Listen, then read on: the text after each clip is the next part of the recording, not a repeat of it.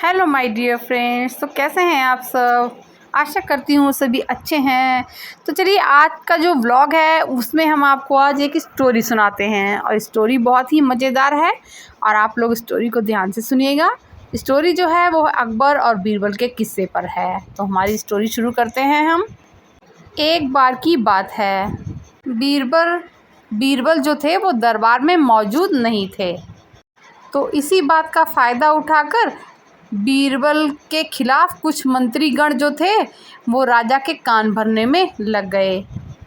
वो अकबर राजा से बोले कि आप जो हैं हर एक काम की जिम्मेदारी जो है सिर्फ बीरबल को ही आप देते हैं। आप जो भी कार्य करते हैं उनमें बस बीरबल की ही सलाह ली जाती है। इसका तो अर्थ ये है ना कि हम जो हैं सभी लोग अयोग्य हैं। वे बोले हम भी जो हैं बीरबल जितने ही योग्य हैं। अब राजा अकबर को बीरबल जो थे वो बहुत ही प्रिय थे। तो उन्होंने क्या किया, एक समाधान निकाला। क्योंकि वो बीरबल के खिलाफ कुछ सुनना नहीं चाहते थे और मंत्रियों को निराश नहीं करना चाहते थे। तो उन्होंने एक समाधान निकाला और वो बोले कि ठीक है, मैं आप सभी से एक प्रश्न करता हूँ जिसका आप सभी लोग जवाब दीजिएगा और जो इसका जवाब नहीं दे पाया उसे हम फांसी की सज़ा सुनाएंगे। सभी राजी हो गए। तो महाराज ने प्रश्न किया कि दुनिया की सबसे बड़ी चीज़ क्या है? तो सभी एक दूसरे का मुंह ताकने लगे कि ये महाराज ने हमसे कैसा सवाल कर दिया। राजा बीरबल ने उनके चेहरे पढ़ लिए और बोले कि मुझे कोई भी अटपटा सा जवाब जो है वो नहीं चाहिए, बिल्कुल सटीक उत्तर चाहिए।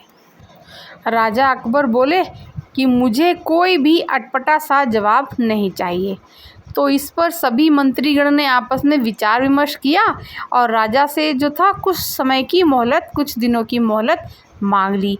तो राजा अकबर भी जो थे वो तैयार हो गए।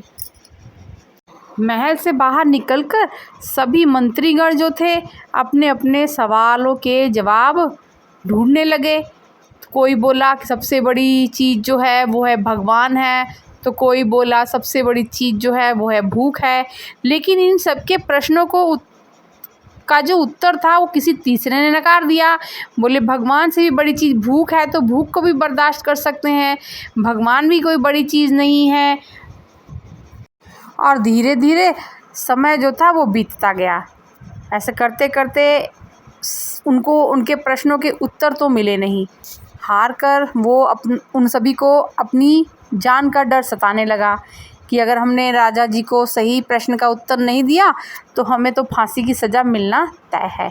तो वो सभी क्या करते हैं, अंत में उन्हें फिर बीरबल की याद आती है।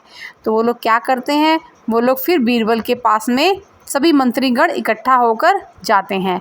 और बीरबल को जो था इस समस्या का पता तो पहले ही चल गया था कि मेरे खिलाफ ऐसी साजिश रची गई है और ऐसा प्रश्न राजा जी ने मंत्रियों के सामने रखा हुआ है।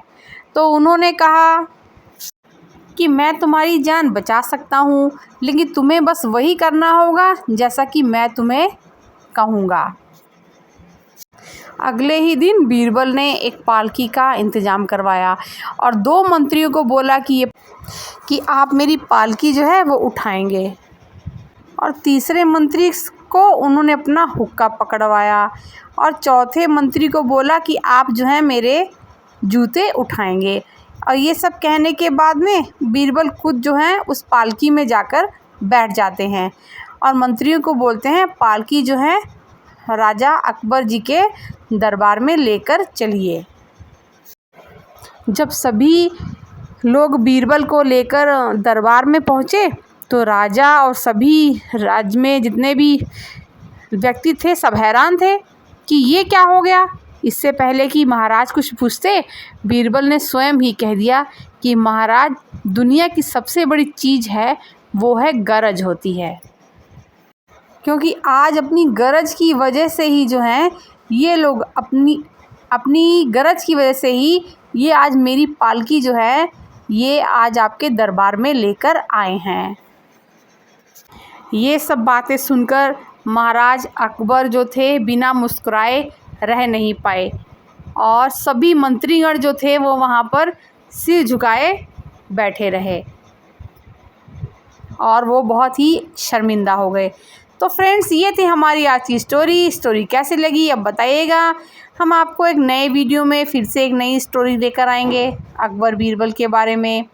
तो कुछ ना कुछ हमें उससे सीख मिलती है। तो इससे हमें सीख मिलती है कि हमें किसी की भी योग्यता से जो है वो जलना नहीं चाहिए और उससे हमें सीख लेनी चाहिए। कुछ सीखने को मिलता है हमें उनसे। तो मिलते हैं नेक्स्ट वीडियो में, तब तक के लिए गुड बाय।